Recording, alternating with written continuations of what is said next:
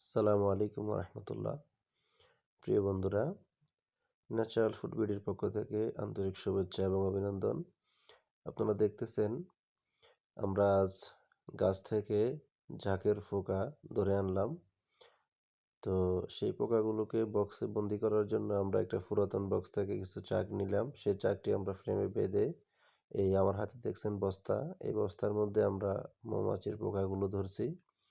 সেই পোকাগুলো আমরা এখন বক্সের মধ্যে ঢালবো। ভিডিওতে দেখানোর মতো আপনারা এভাবে ঢালতে পারবেন। তো ঢেলে আমরা এই বক্সের মধ্যে মৌমাছিগুলো আমরা সেট আপ দিলাম। এখন দেখেন এই নেট দিয়ে, অর্থাৎ যেটা দরজা রয়েছে কুইন গেট, সেই কুইন গেট দিয়ে মৌমাছিগুলো কিভাবে আপ ডাউন করতেছে, যাতায়াত করতেছে।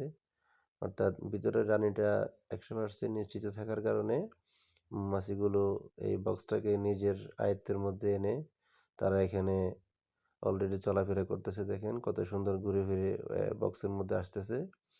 তো এভাবেই আপনারাও চাইলে ভিডিওতে দেখানো অনুযায়ী কাজ করে সেট আপ করতে পারবেন। ধন্যবাদ।